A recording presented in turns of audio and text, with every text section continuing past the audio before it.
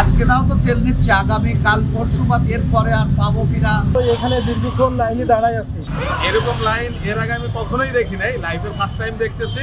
দীর্ঘক্ষণ লাইনে দাঁড়িয়ে আছি তেল নেওয়ার অপেক্ষা, অন্য পাম্পে তো তেল দিচ্ছে না।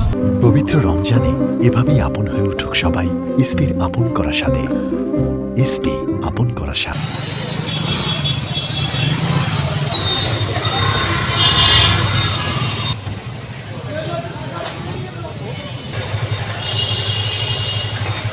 তো এখানে দীর্ঘক্ষণ লাইনে দাঁড়ায় আছি।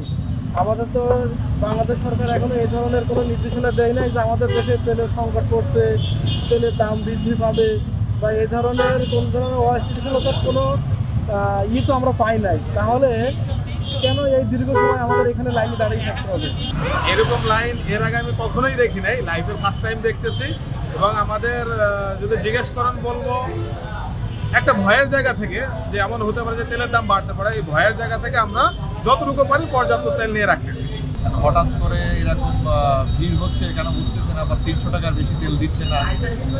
আমার তো 300 টাকারও বেশি তেল লাগতো, কিন্তু তারা তো দিচ্ছে না। এটা কেন আমি বুঝতে পারছি না। এখন তো তেল বাড়াবে কি দাম বাড়াবে কি না, এটা তো এখনো সরকার জানাই না। আমাদের যে পেট্রোলের দরকার, আমার 300 টাকার বেশি তেল দিচ্ছে না।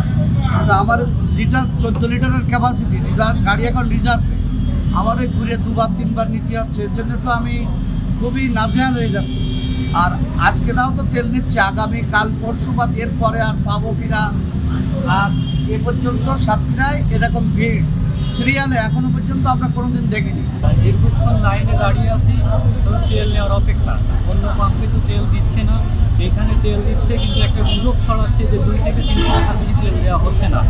তো বাংলাদেশ সরকার থেকে তো কোনো রকম নির্দেশনা আসে নাই যে তেল পাওয়া যাচ্ছে না বা পাবো না, এরকম কোনো নির্দেশনা আসে নাই।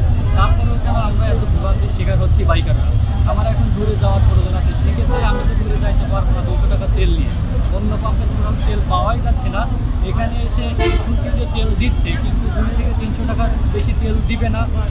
দীর্ঘ লাইনে সবাই দাঁড়িয়ে আছে অপেক্ষায়। তো এই মুহূর্তে আমাদের আসলে করণীয়টা কি আমরা বুঝতে পারতেছি না। আমাদের প্রতিদিন 2 গাড়ি করে তেল লাগে আমাদের, কিন্তু আজকে আমরা পেয়েছি 1 গাড়ি। অপর্যাপ্ত তেল পাওয়ার কারণে আমরা প্রত্যেকে একটা কোটা করে দিয়েছি 300 টাকা করে, যেন সবাই তেলটা নিতে পারে, কেউ যেন অসন্তুষ্ট না হয়।